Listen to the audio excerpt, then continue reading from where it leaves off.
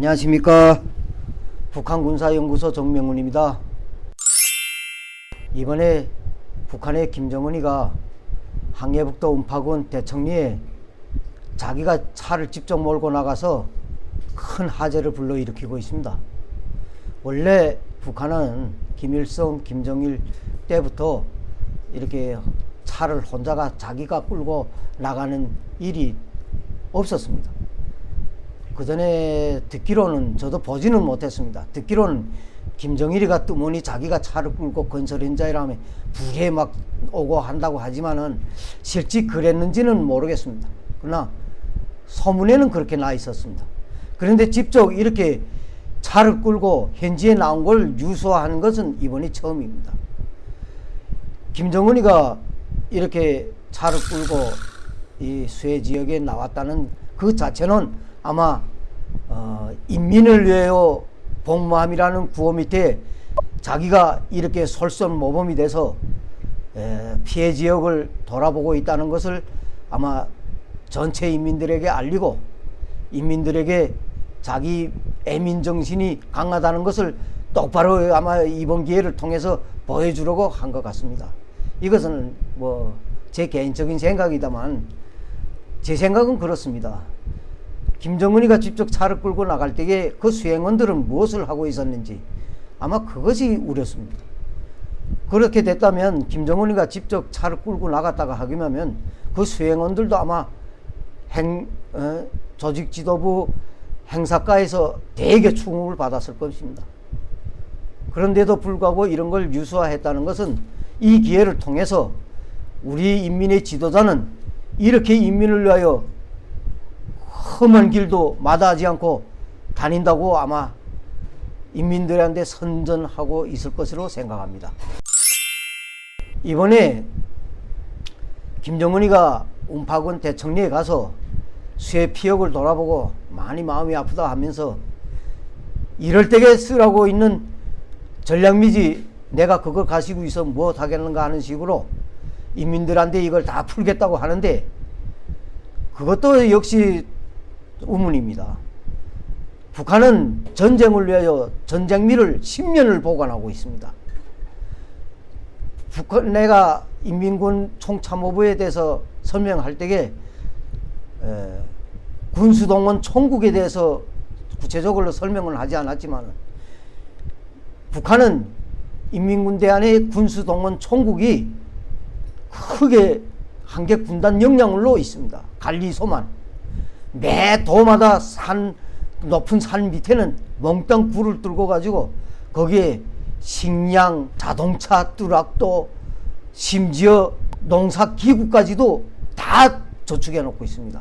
간단한 실례로 자강도 고인이라는 데 가기면 전기기관차가 100대 넘어 산해 갱도 안에 있습니다. 전쟁이 일어나면 전기를 못 쓰면 전기기관차로 정선을 후송한다는, 원호를 한다는 그런 메모 밑에 아마 전기기관차를 그냥 보관하고 있는 것 같습니다. 이와 같이 천율로 비롯해서 없는 것이 고양이 뿔을 내놓고는 다 보관하고 있습니다. 이렇게 군수동원 총국을 전쟁 전략물자를 보관하고 있고 매 시군마다 그 시 안에서 전쟁이 일어나면 먹을 수 있는 식량을 보존하는 2호 창고가 있습니다. 또한 전쟁 시기에 인민들이 쓸 수 있는 모든 생활 필수품을 보관하는 4호 창고가 또 있습니다. 여기에는 그 시군 안에서 사는 인구와 또한 소비할 수 있는 소모 대상들에 한해서의 모든 비품이 다 갖추어 있습니다.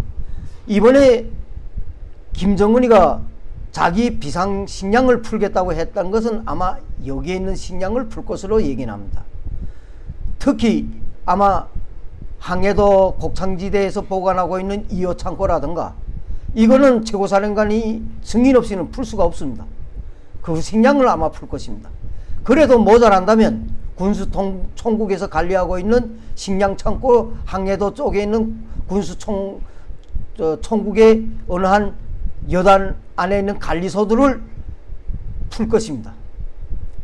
그 식량을 아마 풀면 인민들이 대단히 좋아할 것입니다. 예.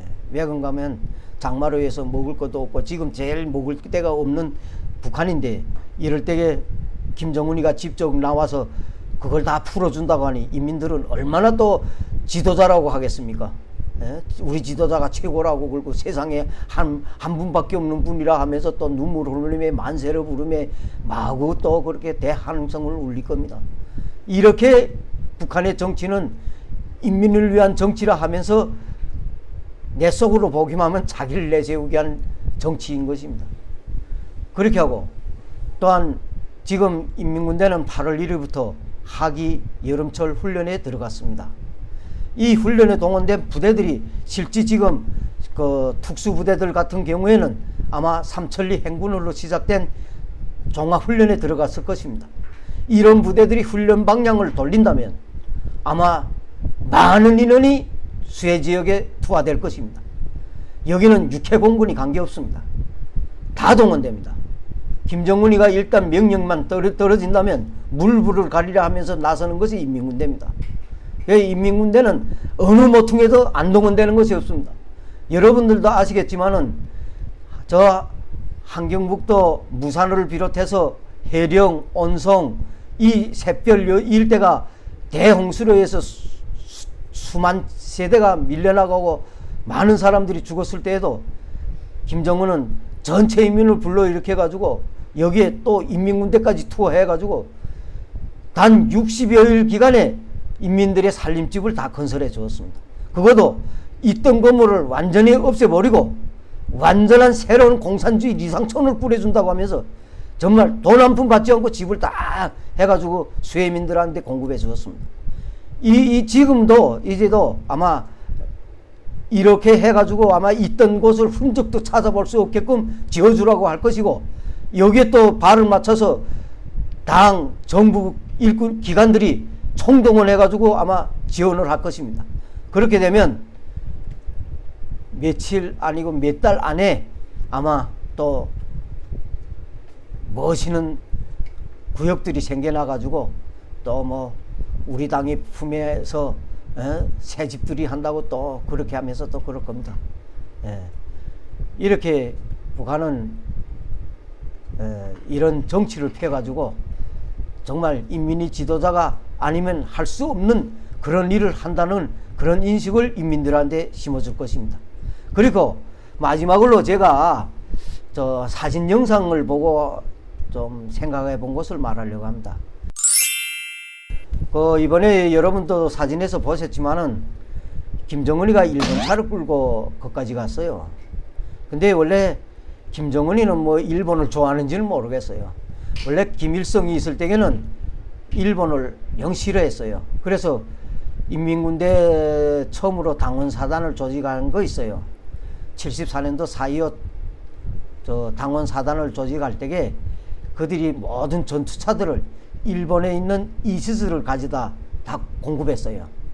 그래서 김일성이가 그 4.25 사단에 오셔가지고 왔을 때 이시스를 보고 나는 저 차만 보면 눈에서 불이 난다고 했어요. 그게 무슨 말인가 하면 김일성이가 항일무장 투쟁할 때에 일본군 토벌대가 몽땅 이시스를 타고 자기네가 행군하는 앞방향까지 쫓아와가지고 자기네를 못살게 굴었다는 겁니다. 그래서 이시스라는 이름만 들어도 눈에서 불이 난다고 그랬어요. 그 다음부터 북한에서는 일본 차를 전혀 수입에 못 들어오게 했어요. 그러던 것이 99년도부터 중고차들이 쓸어 들어오면서 일본에 있는 저 중고차들이 북한에 많이 들어왔어요. 많이 들어와가지고 그 차를 북한 땅에서는 못 뛴다 하니까 저 내몽골 지방으로 장사꾼들이 다 팔아먹었어요. 그러면서 일본 차들이 좀 굴러다니는 게 몇 대 있었댔어요. 그런데 이번에 이거 지금 넥센지 이 차가 김정은이가 타고 온 것을 보면 아마 김정은이도 일본 차는 좋았던 모양입니다. 김일성이는 여느 차는 다 싫어도 난 벤츠만은 좋다 해서 북한의 간부들까지 몽땅 벤츠만 공급하고 김정일이도 벤츠를 하기만 하면 돈이 아무리 많이 들어도 무조건 끌어들여야 하고 그때 13차 축전할 때에도 북한에서 독일에서 300대라는 벤츠를 쏴들여 오지 않았습니까?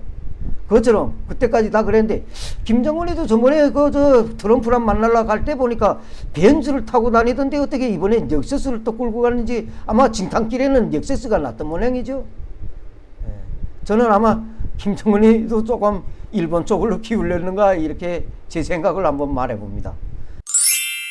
오늘은 이만하겠습니다. 안녕히 계십시오.